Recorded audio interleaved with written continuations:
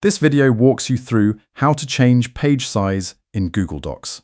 Adjusting the page dimensions lets you prepare your document for different printing formats or presentation styles. If you find this guide helpful, please drop a like to support the channel. To begin, go to the top menu bar and click File. The drop-down list reveals several document management options.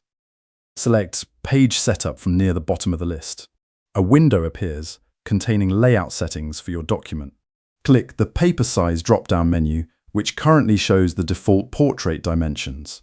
The expanded list presents a variety of standard formats, such as letter, legal, tabloid, and various international sizes like A4 and A3.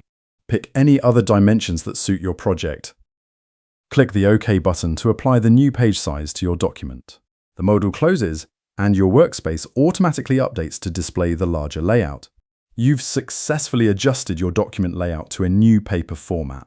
Thank you for watching, and please subscribe for more helpful software tips.